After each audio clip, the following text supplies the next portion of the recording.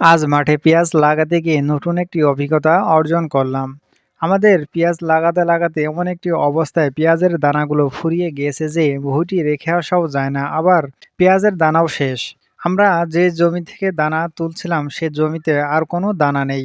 এমন একটি পরিবেশ হয়েছে যে রেখে আসাও যাচ্ছে না। তাই আমরা নিচেই যে জমি আমাদের ছিল সে জমিতে দানা আছে, কিন্তু গত 2 দিন আগে আমরা সেখানে পানি দিয়েছি, যে কারণে সেখান থেকে দানা তোলা খুবই কষ্টকর, কারণ দানা তুলে দানায় অনেক কাদা দেখা যাবে। তবু আমরা কোনো কিছু না ভেবেই, কোনো উপায় না পেয়ে আমরা সে দানাগুলোই উঠানো শুরু করলাম। এ দানাগুলোর শেকড়ে অনেক কাদা, যে কাদাগুলো এভাবে রেখে দিলে রোদে শুকায় এগুলো আর লাগানোর উপযুক্ত থাকবে না। তা আমরা এগুলো উঠাইয়ে গাবলিতে পানি নিয়ে সেই গাবলিতে পাত্র ধোয়ার মতো আমরা শিকড় থেকে কাদাটা ধুয়ে নিলাম। ধোয়ার পরে একটু রোদে আমরা শুকিয়ে নেব, যাতে পেঁয়াজ লাগানোর সময় কোনো ঝামেলা হবে না বা ভিজে ভাব থাকবে না। কারণ অনেক সময় ভিজে ভাব থাকার কারণে পেঁয়াজের চারাগুলো লাগানো খুবই কষ্ট হয়। তাই আমরা রোদে ভালোভাবে শুকিয়ে নিলাম। এমনভাবে শুকাতে হবে যাতে গাছগুলো নেতিয়ে না যায়, গাছগুলো যেন পরিপক্ক থাকে।